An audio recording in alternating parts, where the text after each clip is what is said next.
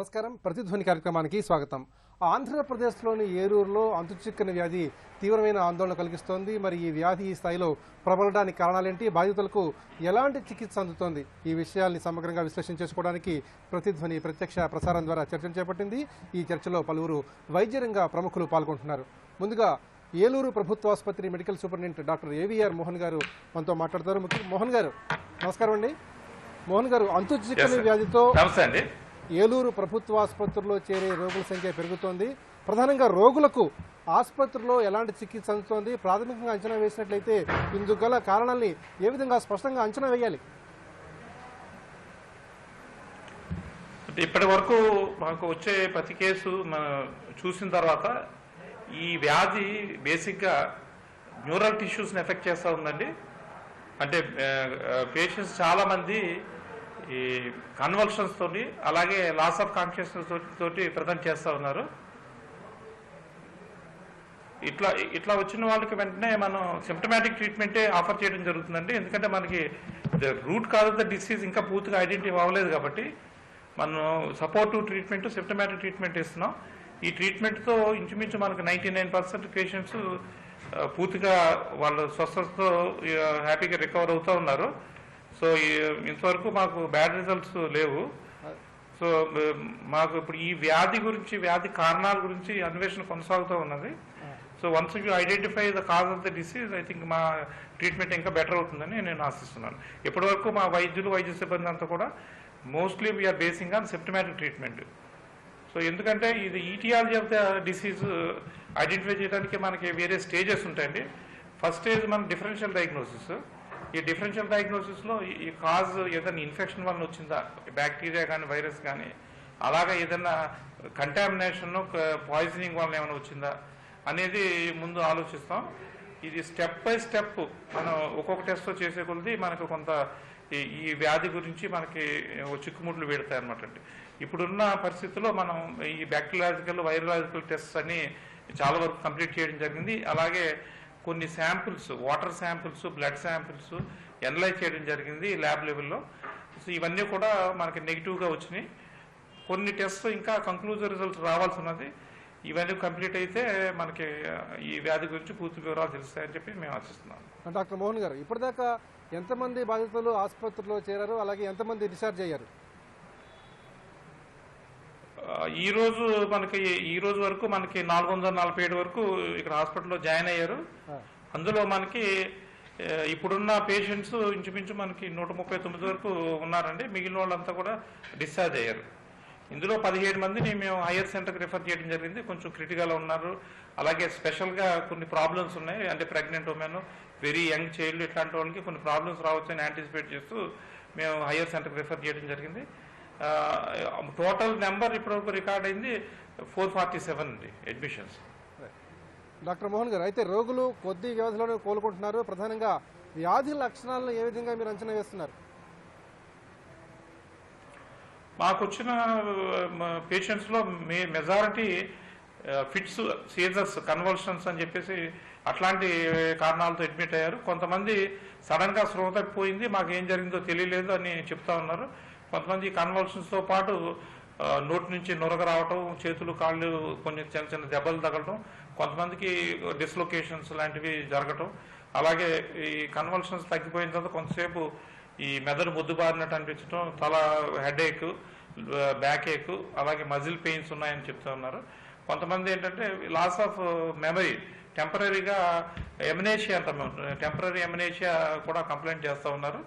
ఇప్పుడు చాలామంది రికవర్ అయిన తర్వాత కొంతసేపటి వరకు మాకు కొంచెం వీక్నెస్ ఉన్నది, నీరసంగా ఉన్నది అని చెప్పి కంప్లైంట్ చేస్తూ ఉన్నారు. అయితే త్రూఅవుట్ ద కోర్స్ వీరు వైటల్స్ అన్నీ కూడా నార్మల్గా మెయింటైన్ అవుతున్నాయండి. బ్లడ్ ప్రెషర్ కానీ, పల్స్ రేట్ కానీ, శాచురేషన్ లెవెల్స్ కానీ మెయింటైన్ అవుతున్నాయి. So with anti convulsant therapy అంటే ఫిట్స్కి వాడే మందులు వాడి కొన్ని సపోర్టివ్ మెడికేషన్స్ వాడుతూ ఉంటే వీళ్ళందరూ పూర్తి స్థాయిలో రికవర్ అవుతున్నారు. యూజువల్గా మనకి ఏంటంటే ఈ ఫిట్స్ వచ్చిన తర్వాత ఇంచుమించు 20 నుంచి 30 నిమిషాల లోపు ఈ పేషెంట్స్ సపోర్ట్ ఇస్తే కనుక వాళ్ళు నార్మల్ స్టేజ్కి వస్తూ ఉన్నారు. బట్ ఓన్లీ థింగ్ ఏంటంటే టెంపరీగా ఎపిసోడ్ ఏంటనేది గుర్తులేదు అని చెప్తా ఉన్నారు. కొంతమంది మాత్రం వామిటింగ్ సెన్సేషన్ ఉన్నది అంటున్నారు. రియల్ వామిటింగ్స్ చాలా తక్కువ మందిలో ఉన్నాయండి. మోహన్ గారు, ఈ వేరే గ్యాస్ట్రైటిస్ సిమ్టమ్స్ మనకి డయేరియా కానీ, డిసెంట్రీ కానీ, ఫీవర్ కానీ ఇట్లాంటి సిమ్టమ్స్ ఏమీ ఉండట్లేదు. అలాగే మా టెస్ట్లో కూడా ఇన్ఫెక్షన్ సైన్స్ అయితే ఏమీ మాకు కన్ఫర్మ్డ్గా దొరకలేదు. బ్లడ్ అనాలిసిస్లు కానీ, యూరిన్ అనాలిసిస్లు కానీ, అట్లానే ఈ మా సిటీ స్కాన్ ఎవాల్యుయేషన్ కానీ, ఈ సిఎస్ఎఫ్ ఫ్లూయిడ్ అంటే వెన్ను నుంచి మేము కొన్ని ఫ్లూయిడ్ సేకరించి దాన్ని అనలైజ్ చేసాం. దాంట్లో సెల్యులార్ లెవెల్స్లో తేడాలు కానీ, లేకపోతే స్పియర్ టెస్ట్లో తేడాలు కానీ మాకు కనిపించలేదండి. అలాగే మేము కొన్ని వాటర్ శాంపుల్స్ని మన సస్పెక్టెడ్ ఏరియాస్ నుంచి ఆల్మోస్ట్ 22 ఏరియాల నుంచి వాటర్ శాంపుల్ కలెక్ట్ చేయడం జరిగింది. ఇవన్నీ కూడా ల్యాబ్ లెవెల్లో మనం రొటీన్గా చూసే పారామీటర్స్తో పాటు హెవీ మెటల్స్ కోసం కూడా మనం అనలైజ్ చేయడం జరిగింది. ఈ టెస్టులు కూడా మనకి పర్మిసిబుల్ లిమిట్లో ఉన్నాయి కాబట్టి ఈ అబ్నార్మాలిటీస్ అయితే ఏం డిటెక్ట్ అవ్వలేదండి. సో మన మెయిన్ ప్రజెంటేషన్ అయితే డాక్టర్ మోహన్ గారు, చెప్పండి. కేవలం 20 మందితో బాధితుల సంఖ్య మొదలైంది, తర్వాత క్రమంగా పెరుగుతూ వస్తోంది, కొంతమంది డిశ్చార్జ్ కూడా అయ్యారు. అయితే ముఖ్యంగా ఈ వింత వ్యాధి సోకిన వారిలో ముఖ్యంగా చిన్నపిల్లలు, అట్లాగే వృద్ధులు, గర్భిణీలు కూడా ఉన్నారు. మరి వాళ్ళ పరిస్థితి ఏ విధంగా ఉందంటారు? మనకి ఇందులో there is no variation in gender అండి. అంటే సెక్స్ కానీ, చిన్నపిల్లలు కానీ, పెద్దవాళ్ళు కానీ డిఫరెన్స్ లేదు. అన్ని ఏజ్ గ్రూప్ల వాళ్ళు, అన్ని జెండర్స్ వాళ్ళు ఎఫెక్ట్ అయ్యారు, ఆల్మోస్ట్ ఈక్వల్గా ఎఫెక్ట్ అయ్యారు. చిన్నపిల్లలు కూడా చాలా బాగా రికవర్ అయ్యారండి. అలాగే ఉమెన్, ఎల్డర్లీ అంటే 45 to 50 years వాళ్ళు చాలా మంది మనకి ఈ పేషెంట్స్గా వచ్చారు. వాళ్ళందరూ కూడా they are shown very good recovery signs. మాకంటే బ్యాడ్ రికవరీ కానీ, వేరే కాంప్లికేషన్స్ కానీ మాకేమీ కనపడలేదండి. అయితే ఆసుపత్రిలో చేరిన బాధితుల్లో ఎవరికైనా కరోనా లక్షణాలు ఏమైనా కనిపించాయా? వీళ్ళందరికీ కూడా మేము స్క్రీనింగ్ టెస్ట్, ర్యాపిడ్ టెస్టులు చేసాం. కరోనా లక్షణాల్లో దొరకలేదు, టెస్టుల్లో కూడా పాజిటివిటీ రాలేదు. Okay okay. డాక్టర్ వెంకటరావు గారు, ఏలూరు విచిత్ర వ్యాధి బాధితుల్లో ఎవరికి కూడా జ్వరం, వాంతు, విరోచనాలు లాంటి ప్రాథమిక లక్షణాలు లేవు. అయితే డెంగ్యూ, చికెన్ గున్యా వంటి పరీక్షలు కూడా చేశారు, అవి కూడా ఏమీ లేవని నిర్ధారణ అయింది. అసలు ఈ వ్యాధి ప్రబలడానికి ప్రధానంగా కారణాలను ఏ విధంగా పరిశీలించాలి? మొట్టమొదటిగా ఏలూరు జిల్లా కేంద్ర ఆసుపత్రి, అది బోధనా ఆసుపత్రి కాకపోయినా వారాంతంలో ఆదివారం పూట కూడా చక్కటి సేవలు అందించి అందరినీ కూడా కోలుకుని ఇంటికి పంపిస్తున్నందుకు సూపరింటెండెంట్ డాక్టర్ మోహన్ గారిని, వారి బృందాన్ని హృదయపూర్వకంగా అభినందిస్తున్నాను. ఎందుకంటే వాళ్ళకి వనరులు చాలా పరిమితంగా ఉంటాయి. విజయవాడ, కాకినాడ, విశాఖపట్నంలో ఉన్నట్టు మెడికల్ కాలేజీకి అనుబంధ ఆసుపత్రికి ఉన్నంత సిబ్బంది కానీ, మరి నర్సింగ్ సిబ్బంది కానీ లేకపోయినా అన్నీ చక్కగా మరి చికిత్స చేసి ఈ సంక్షోభ సమయంలో 24 గంటలు సేవలు అందిస్తున్నందుకు వారిని, వారి డాక్టర్ల బృందము, నర్సింగు, పారామెడికల్ బృందాన్ని హృదయపూర్వకంగా అభినందిస్తూ, దీన్ని నాకు ఒక సీనియర్ వైద్యుడిగా 2 అనుమానాలు ఉన్నాయి. ఇది బ్యాక్టీరియానా వైరస్సా అనేది, బ్యాక్టీరియా అయినా అంటే వైరస్ అయినా కూడా ముందు ఏదో ఒక లక్షణాలు, ఒళ్ళు నొప్పులు, జ్వరము, తలనొప్పి, కొన్ని గంటల ముందు ఏదో ఒక రకమైన అస్వస్థత అనేది ఉండాలి. ఇక్కడ ఏమీ లేకుండా ఆరోగ్యవంతుడిగా ఉండే పిల్లవాడు లేదా ఒక పోలీసు శాఖకు సంబంధించిన యూనిఫామ్లో ఉన్న సిబ్బంది వాళ్ళు ఉన్నపళంగా ఫిట్స్, మూర్ఛ రావటం, అలాగే అపస్మారక స్థితిలోకి వెళ్ళిపోవటం, ఇవన్నీ అసలు అపస్మారక స్థితి, ఈ ఫిట్స్ కారణం ఏంటంటే మెదడుకి రక్త సరఫరా తగ్గింది. మెదడుకి ఎప్పుడైతే రక్త సరఫరా తగ్గుతుందో మెదడుకు ఆక్సిజన్ తగ్గుతుంది. మేము వైద్య పరిభాషలో మెదడుకు ఆక్సిజన్ తగ్గిందన్నప్పుడు హైపాక్సియా అంటాం. మెదడుకి ఎప్పుడైతే ఆక్సిజన్ తగ్గిందో ఫిట్స్ వస్తాయి. వీరు ఫిట్స్కి ట్రీట్మెంట్ ఇస్తున్నారు తప్పనించి అది ఇవన్నీ చూస్తుంటే నా అనుమానం ఏంటంటే, వైజాగ్ నగరంలో ఎల్జీ పాలిమర్ సందర్భంగా ఏ రకంగా విషవాయువులు విడుదలయ్యి 10-15 కిలోమీటర్ల దూరంలో ఉన్న వాళ్ళందరూ ఈ రకంగానే ఇలాంటి లక్షణాలు వచ్చినాయి. ఇక్కడ నా అనుమానం ఏంటంటే, మనం సామాన్యంగా డ్రైన్లో నల్లటి నీళ్లు బుడగలు వస్తుంటాయి. అంటే గ్యాసును ఉత్పత్తి చేసే బ్యాక్టీరియా ఈ మురుగునీటి కెనాల్స్లో ఉంటాయి. అవి గ్యాసును ఉత్పత్తి చేసి ఆ గ్యాస్లు ఏముంటాయి, అది కార్బన్ మోనాక్సైడ్ ఉండొచ్చు, హైడ్రోజన్ సల్ఫైడ్ ఉండొచ్చు, నైట్రస్ ఆక్సైడ్ ఉండొచ్చు, అలాగే కార్బన్ మోనాక్సైడ్ ఉండొచ్చు. కానీ హైడ్రోజన్ సల్ఫైడ్ అయితే విపరీతమైన వాసన ఉంటుంది. ఇక్కడ ఎవ్వరు కూడా ఆ కుళ్ళిన కోడిగుడ్ల వాసన లేదు కనుక హైడ్రోజన్ సల్ఫైడ్ లేదు. కానీ కార్బన్ మోనాక్సైడ్ లాంటి విషపూరితమైన వాయువులు బ్యాక్టీరియాలు ఉత్పత్తి చేయటం వల్ల మేము కూడా కొన్ని రకాల బ్యాక్టీరియాల్ని గ్యాస్ ప్రొడ్యూసింగ్ ఆర్గానిజమ్స్ అంటాం. అంటే గ్యాస్ను ఉత్పత్తి చేసే బ్యాక్టీరియా ప్రభావం వల్ల జరిగి ఉంటుందని నా అనుమానం. లేదు, ఇంకోటి ఏంటంటే అక్కడ ఏలూరులో అండర్ గ్రౌండ్ డ్రైనేజ్ లేదు. అనాదిగా అక్కడ సెప్టిక్ ట్యాంకులు నమ్ముకున్నాం. సెప్టిక్ ట్యాంకు నిండిన తర్వాత వచ్చే నీరు ఈ ఓపెన్ డ్రైన్లో కలవటం వల్ల సెప్టిక్ ట్యాంకులో ఉన్న సూక్ష్మ జీవుల తాలూకు వచ్చి ఈ విషపూరితమైన ఈ గ్యాస్ ప్రొడ్యూస్ చేసి ఆ విషపూరితమైన గ్యాస్ వల్ల ఇలాంటి అనర్థాలు జరిగి ఉండొచ్చని నా అనుమానం. డాక్టర్ ఎంవీరావు గారు, ఏలూరు వింత వ్యాధిని మాస్ హిస్టీరియా కూడా కొంతమంది చెప్తున్నారు. అయితే మరోవైపు నీరు, ఆహారం, అలాగే గాలిలో కాలుష్య నమూనాలను కూడా సేకరించి పరీక్ష చేశారు. అయితే ఇతమిద్దంగా ఏం తేలలేదు. అసలు ఏలూరు వింత వ్యాధికి ప్రధాన కారణాలని ఏ విధంగా పరిశీలించాలి? ఎందుకని ఇప్పటిదాకా ఈ వ్యాధికి మూల కారణాలు ఎందుకు అన్వేషించలేకపోతున్నాం? ఇది వింత వ్యాధి, అదేవిధంగా అంతులేని వ్యాధి. ఎందుకంటే మీరు చూస్తే ఇందాక డాక్టర్ వెంకట్రావు గారు చెప్పినట్టుగా ఇన్ఫెక్షన్ అయితే పేషెంట్ జ్వరము, ఒళ్ళొప్పులో అంటే కొన్ని సిమ్టమ్స్ రావాలి, అవేమీ లేవు. అది కాకుండా ఇన్ఫెక్షన్ వచ్చినప్పుడు ఇది 10 నిమిషాలు తగ్గ ఏ ఇన్ఫెక్షన్ అయినా కానీ, అది వైరస్ కానివ్వండి, బ్యాక్టీరియా కానివ్వండి, ఇతర క్రిములు ఏదైనా కానీ ఇన్ఫెక్షన్ అప్పుడు కొన్ని రోజులు పడుతుంది. దాదాపు 4-5 రోజులు, కొన్ని వారాలు పట్టవచ్చు. అదేవిధంగా ఇన్ఫెక్షన్ ఉన్నప్పుడు జ్వరం తప్పకుండా చాలా జబ్బుల్లో ఉంటుంది. ఇప్పుడు వచ్చే జబ్బు ఏంటంటే తాత్కాలికంగా వచ్చి కొన్ని నిమిషాలు తగ్గిపోతుందంటే ఏదో న్యూరోటాక్సిన్, ఒక విష పదార్థము బ్రెయిన్ దెబ్బతీస్తుంది. ఇందాక వారు చెప్పినట్టు హైపాక్సియా వస్తే ఆ డ్యామేజ్ పర్మనెంట్గా ఉంటుంది, అంటే రికవర్ కారు. చాలా మంది మార్గ మధ్యంలో చనిపోయే అవకాశం ఉంది. కాబట్టి ఇది హైపాక్సియా కాకుండా న్యూరో స్టిమ్యులెంట్ అంటే న్యూరోటాక్సిక్ పదార్థం మీద ఉంటుంది. ఇది ఒక సమాజంలో ఒకే వీధిలో వస్తుంది కాబట్టి అక్కడ ఏమైనా గ్యాస్ కానివ్వండి లేదా ఆహార పదార్థాల్లో ఏదైనా న్యూరోటాక్సిన్ కలిసిందా.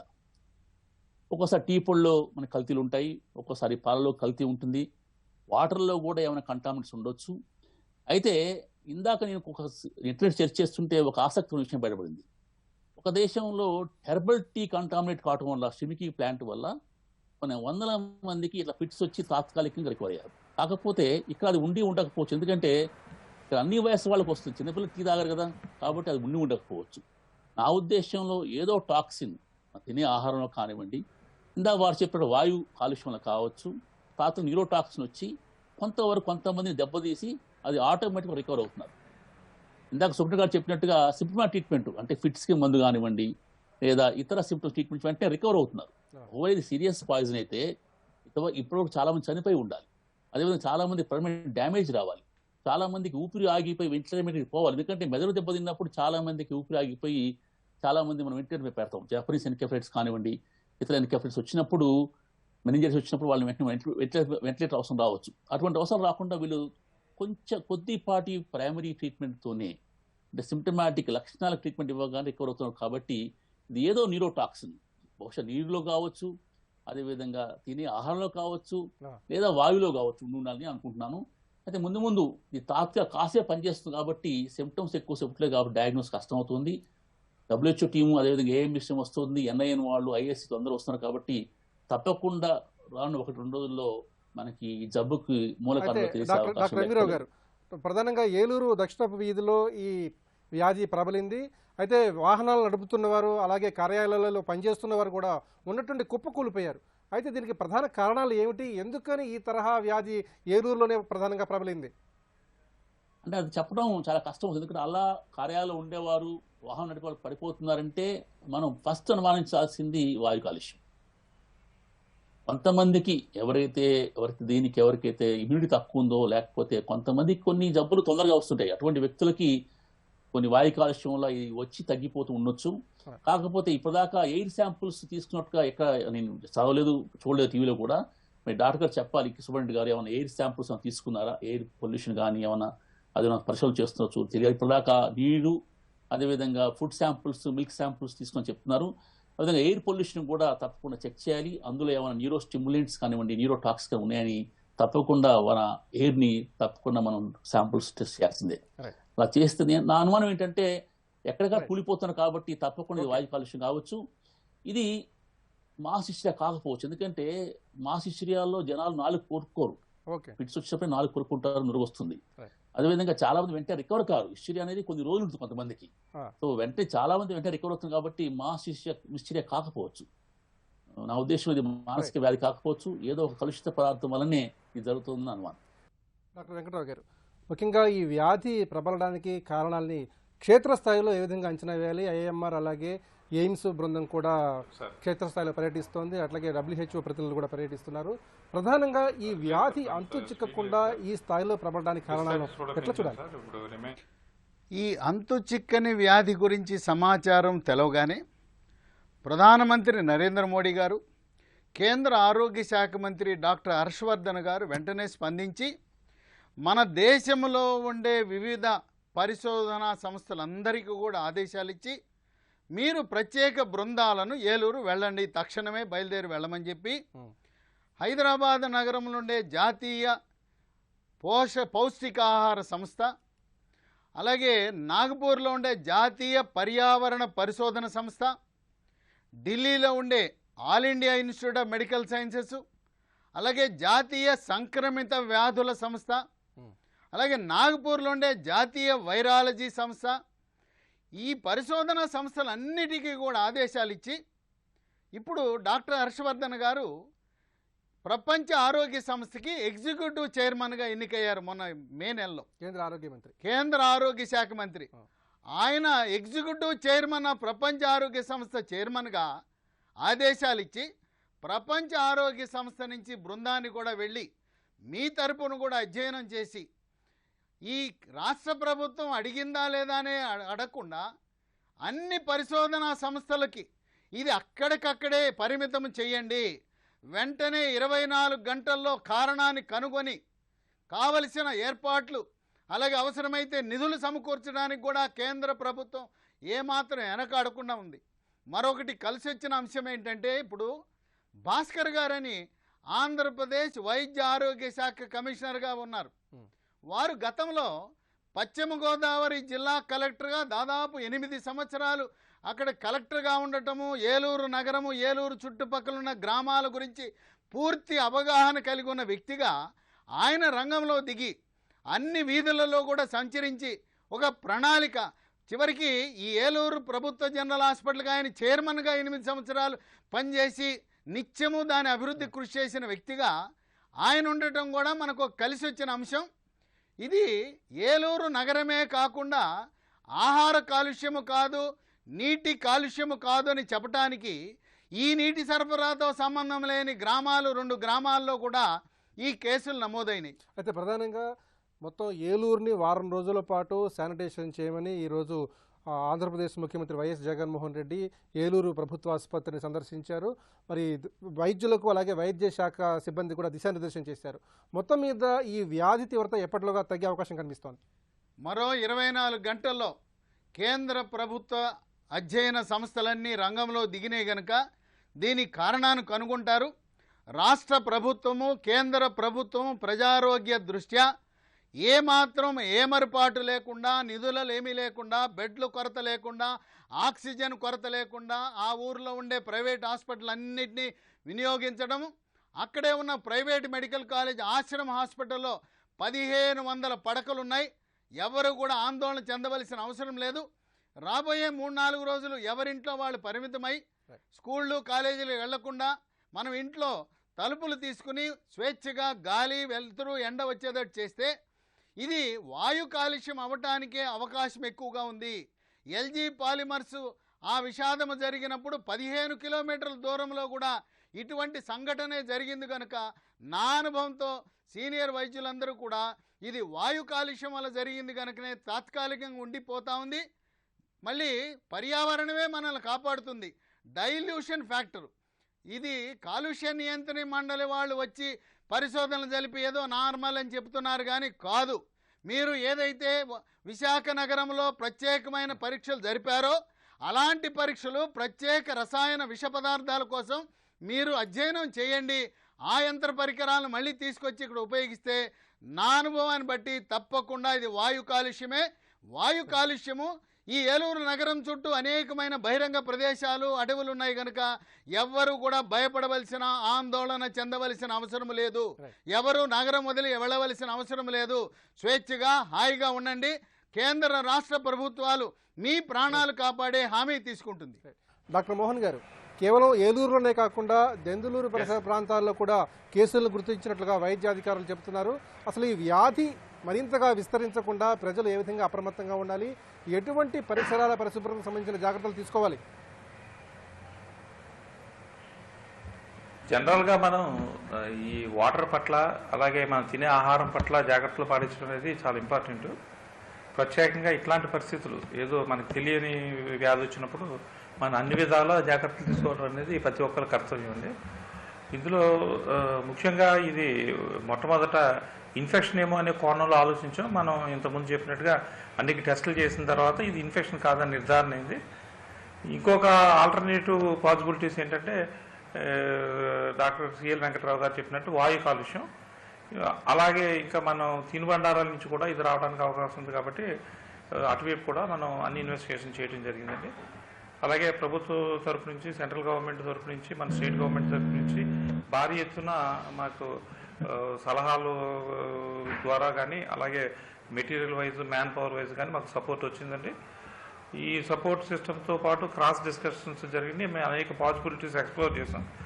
అందుచేత ఇప్పుడు మేము అనుకుంటున్నది ఏంటంటే ఇది ఎక్కడో అంటే మోస్ట్ ప్రాబబ్లీ ఏ ఫుడ్ అడల్టరేషనో లేకపోతే ఏదైనా water contamination are air pollution అనే దాంట్లో ఈ బ్యాక్టీరియల్ కానీ వైరల్ కానీ ఇన్ఫెక్షన్ కాదు. ఇది మోస్ట్లీ ఏదో కెమికల్ సబ్స్టెన్స్ కానీ ఏదో డిజాల్వ్డ్ టాక్సిన్ కానీ న్యూరోటాక్సిన్ కానీ అయి ఉండొచ్చు అనే కోణంలో ఇప్పుడు ఆలోచించడం జరుగుతుందండి.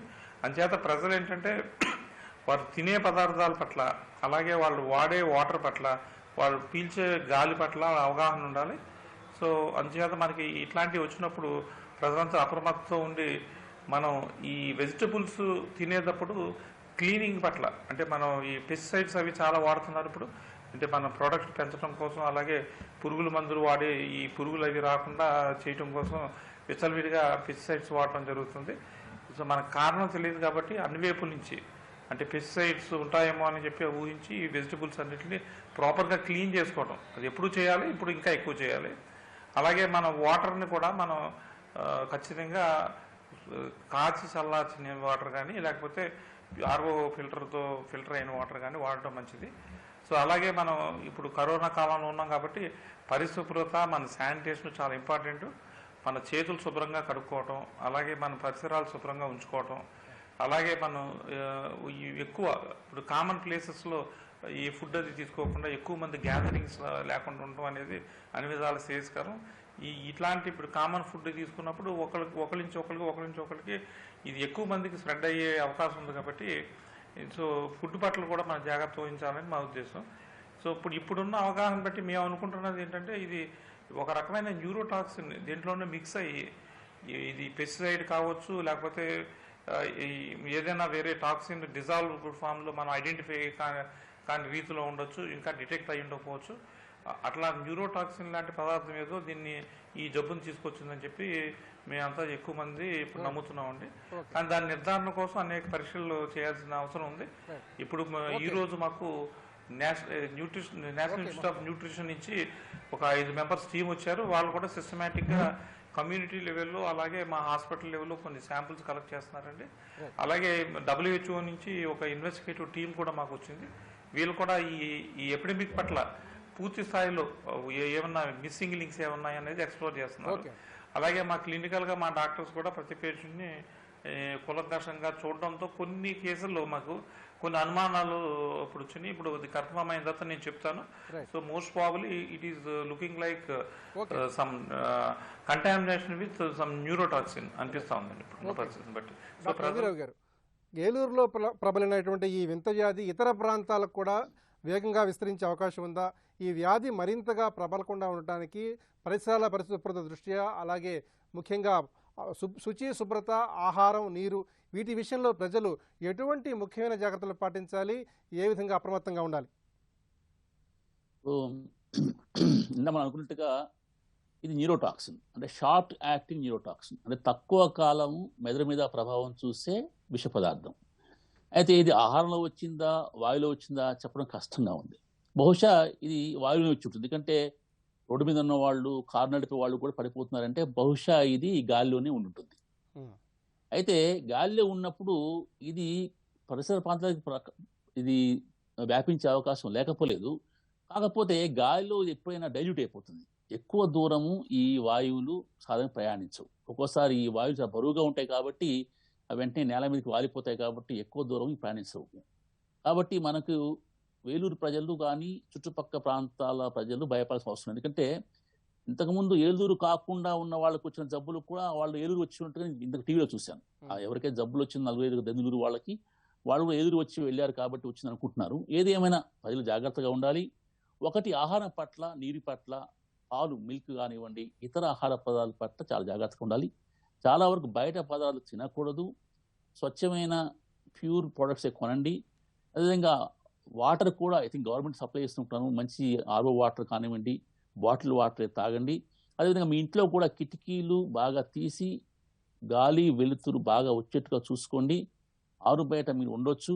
అదేవిధంగా ఏదైనా లక్షణం రాగానే వెంటనే అక్కడ ప్రభుత్వం బ్రహ్మాండం ఏర్పాటు చేసింది కాబట్టి వెంటనే అంబులెన్స్లో ప్రభుత్వ ఆసుపత్రికి వెళ్ళి చికిత్స తీసుకోండి. ఎందుకంటే చికిత్స తీసుకుని అందరూ కూడా రికవర్ అవుతున్నారు. అయితే ప్రజలు ఏం చేయాల్సి అంటే అలా ఫిట్స్ వచ్చినప్పుడు వాళ్ళని వెంటనే ఒక పక్కకు పడుకోబెట్టాలి. నోట్లో స్పూన్ పెట్టడం కానీ తాళం చేపట్టడం చేయకూడదు. వాడిని పడుకోబెట్టి తల కిందిగా ఉండేట్టుగా కాళ్ళు పైకి చేసినప్పుడు ఏమవుతుందంటే పొట్టలో ఉన్న ఆహార పదార్థాలు లంగులోకి పోవు. దీన్ని మనం యాస్పిరేషన్ అంటాం. కాబట్టి మనం ఎప్పుడైనా అలా ఫిట్స్ వచ్చినప్పుడు వెంటనే మనం ఆ పేషెంట్ అలా పడుకోబెట్టాలి. ఏలూరులో ప్రబలిన వింత వ్యాధి ఆందోళన కలిగిస్తోంది. ఈ పరిస్థితుల్లో ప్రజలందరూ కూడా పరిసర పరిశుభ్రతపై, అలాగే శుచి శుభ్రత, నీరు, ఆరోగ్య విషయంలో తగిన జాగ్రత్తలు పాటించాలని వైద్య నిపుణులు ఈ చర్చ ద్వారా సూచిస్తున్నారు. ఇది నేటి ప్రతిధ్వని. ఈ చర్చను ఇంతటితో ముగిద్దాం. చర్చలో పాల్గొన్న డాక్టర్ మోహన్ గారికి, డాక్టర్ రమీరావు గారికి, డాక్టర్ వెంకటరావు గారికి ధన్యవాదాలు. నమస్కారం.